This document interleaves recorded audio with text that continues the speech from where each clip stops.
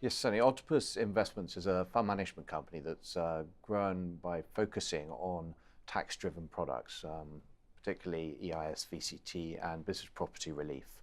One of the core investment teams within Octopus manages money invested in companies on the alternative investment market, AIM. We've got a team of 7 investment managers who run about 950 million in AIM-quoted companies. Very simply, it's a portfolio of AIM-quoted companies that we will invest on behalf of our clients in order for them to benefit not just from the growth of those investments, but also to benefit from business property relief. AIM-quoted companies that are doing a qualifying trade will allow you to fall outside the estate after just 2 years. We focus on well-established, profitable growth companies. A lot of these are well-known businesses, household names that have been around in many cases over 100 years, these businesses, but are still growing strongly. Ultimately, we're trying to deliver an above-average market return via this portfolio of growth businesses. It's a variety of sectors. That's deliberate, to spread the risk. To give you some examples, businesses such as Abcam, which is a vendor of research antibodies, to the likes of Young & Co Brewery, a better known name that's been around for a long time. Other old established businesses include Fifes, the fruit distributor, or James Housted, who's a specialist in hardware and flooring. Again, that's a business that's been around for over 100 years. I think when people first think of AIM, they think of very small, early stage, quite young, disruptive technology type businesses. But in fact, there's a range of companies on AIM. The average market cap of those companies in our portfolio is around 420 million. And as I said, a lot of those have been around for many, many years, many generations.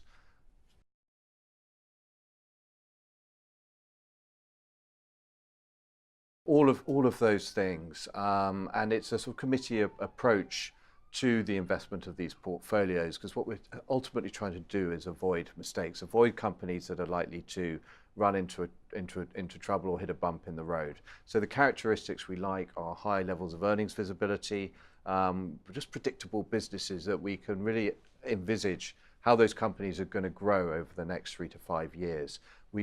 The management team is crucial. We like management teams that have been at the helm for many years, who understand the business very well and understand how to manage a company in the public markets. Other qualities we like is niche or proprietary product or services, companies that are global leaders in what they do. So that throws up quite a range of sectors. I can give you some examples. For example, some of our success stories over the last 5 or so years, a company called CVS Group, which is the biggest owner of veterinary surgeries across the UK. They've got about 340 veterinary surgeries, as well as other assets such as pet cemeteries, such as laboratories.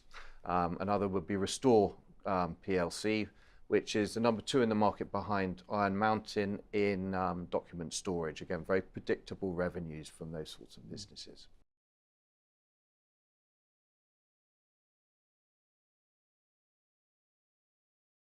Yeah, it's a question I'm often asked, but AIM was created as a platform for small growth companies to gain access to capital, and to that end it's been incredibly successful. I think something like 96 billion has been raised on AIM. It was never created as an index, and nobody invests in AIM as an index like you might the FTSE All-Share in a tracker fund. There's a wide range of businesses on AIM and sectors on AIM as well. And it has historically tended to attract the investment fad of the day. So in 1999, 45% of AIM was in technology sectors. In 2010, 45% of AIM were in commodity exposed businesses, mining and oil and gas. So you get those spikes up, and then you get the hangover when those bubbles start to deflate as well. And as a result, AIM doesn't really behave like a main list index does. It gets very influenced during various cycles, and that's why AIM overall doesn't show any performance. Within AIM, there are some fantastic companies that have grown year in, year out consistently, and those are the businesses that we're very focused on. I think 50% of AIM by value are now in companies that are over 250 million pounds in size, and that's beginning to change that and change the nature of AIM. I think. So it's certainly, you mentioned it's 21st birthday it's celebrating this year, and it's certainly growing up as an index.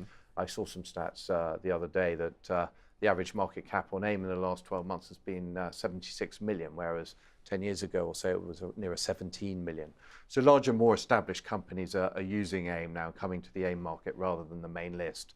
So well-known recent IPOs would include Hotel Chocolat, Jules, the fashion retailer, and then today Comptoir Group, the restaurant chain.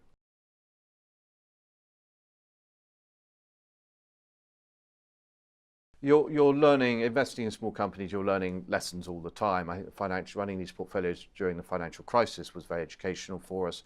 And so hence the committee approach and how we run the portfolios is to try and minimize the likelihood of something going wrong.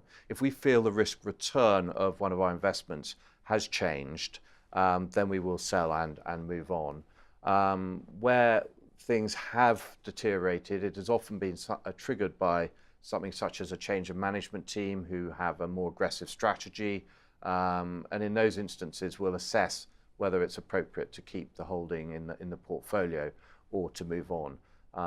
A good example of that, the last stock we sold from our portfolio service was not because anything was deteriorating, but we felt the risk return had changed, was Majestic Wine. That's doing very well at the moment. The shares are up over 50% this year. However, since the acquisition of Naked Wines, which is a much faster growth but still loss-making business, we felt the risk return for our inheritance tax portfolios had deteriorated, even though the business itself is still doing very well.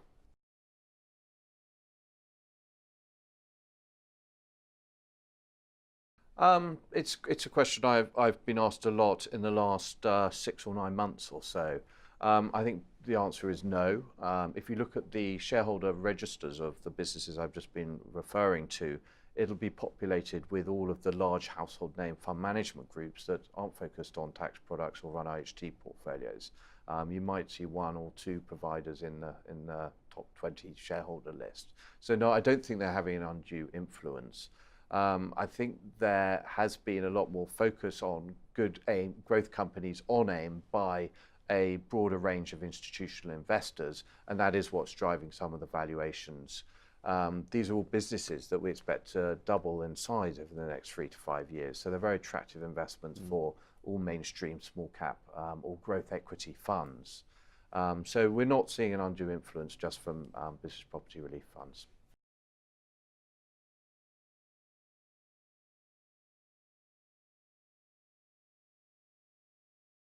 The most important thing we believe when making investment into smaller companies is to take a sensible time horizon. And there's some great statistics out there that demonstrate that if you hold smaller company portfolio for longer than 6 years, then there's consistent outperformance against the all share.